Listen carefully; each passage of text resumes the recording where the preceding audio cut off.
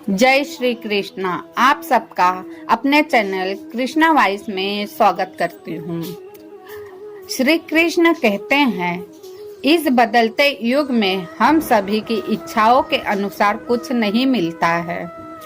जब हमारी इच्छा के अनुरूप कुछ नहीं मिलता है तब सब लोग परेशान होते हैं और छोटी सी समस्या को भी बड़े रूप में देखने लगते हैं।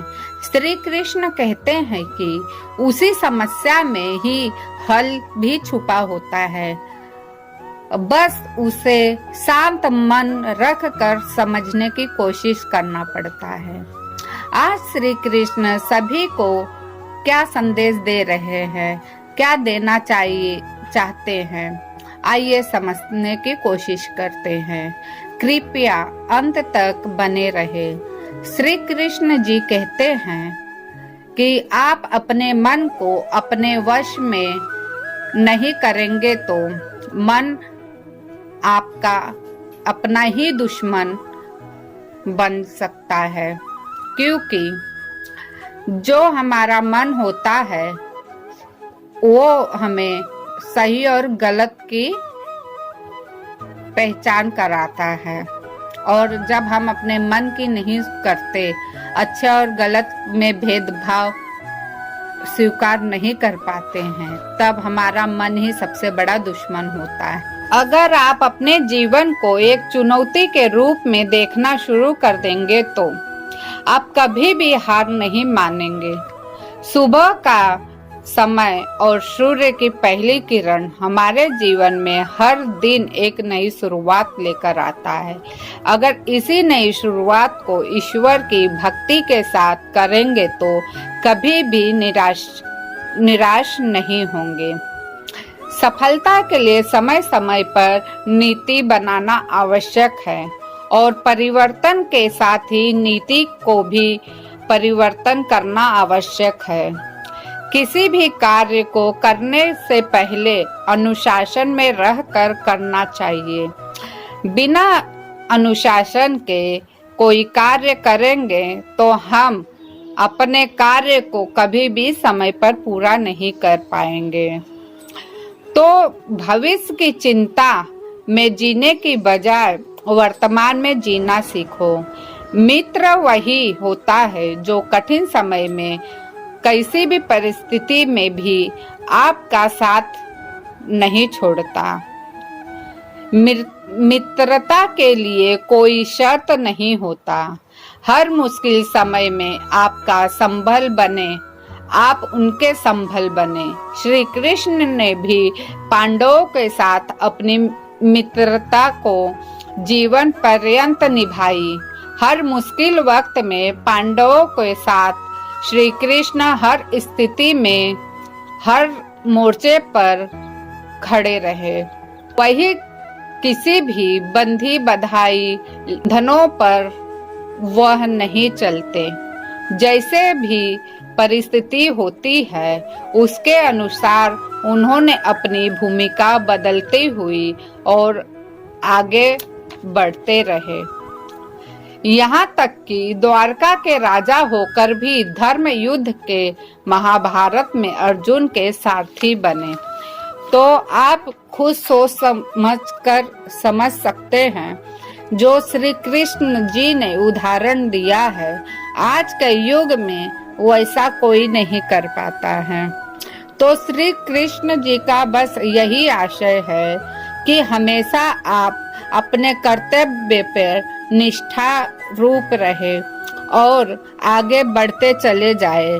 श्री कृष्ण जी हमेशा से कहते हर इंसान, हर मनुष्य को कि तू कर्म कर और फल की इच्छा मत कर, क्योंकि मनुष्य का जैसा कर्म होता है उसी के अनुरूप उसे फल भी दिया जाता है।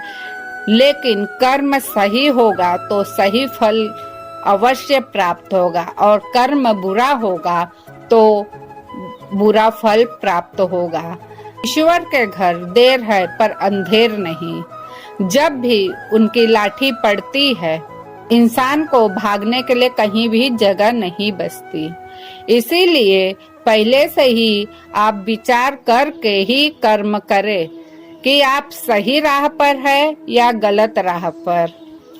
अगर सही राह पर हैं तो आपका कोई कुछ नहीं कर सकता, और सही राह पर चलते हुए श्री कृष्ण को हमेशा धन्यवाद करें।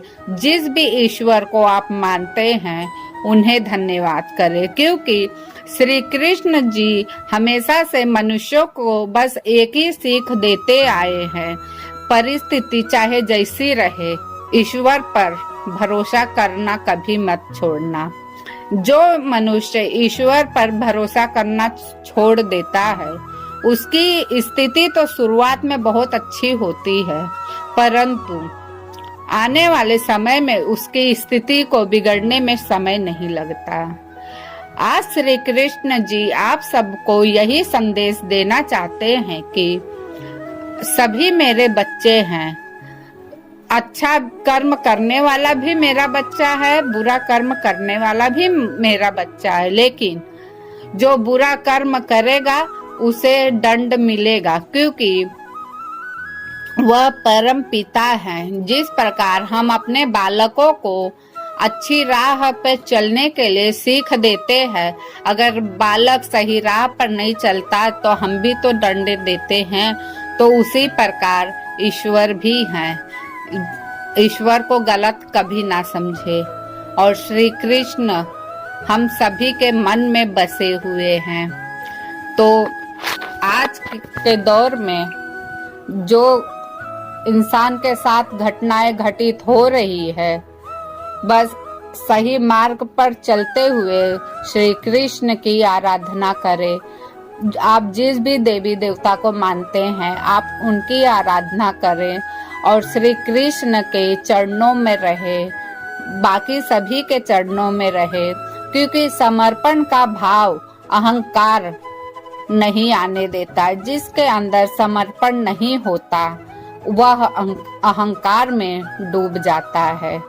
जिस प्रकार अहंकार में डूबा व्यक्ति को सही और गलत का एहसास नहीं होता है, इसीलिए श्री कृष्ण जी हमेशा से कहते आए हैं कि जो पेड़ सीधा होता है, हवा के कारण झुकता नहीं है, तो वह टूट जाता है। तो इसी प्रकार हमारा जीवन है। अगर हम अहंकार में डूबे रहेंगे और डूब कर चलते रहेंगे तो एक दिन हमारा अहंकार हमें कहीं का नहीं छोड़ेगा। इसलिए समर्पण रखना बहुत ही आवश्यक है। तो श्री कृष्ण का यह संदेश आप सबके लिए था। तो आप लोगों को श्री कृष्ण जी का यह संदेश कैसा लगा? अगर अच्छा लगा है तो लाइक शेयर सब्सक्राइब करें, और इस वीडियो में बस इतना ही। फिर मिलती हूँ नई वीडियो के साथ, तब तक के लिए धन्यवाद। जय श्री कृष्णा, राधे राधे।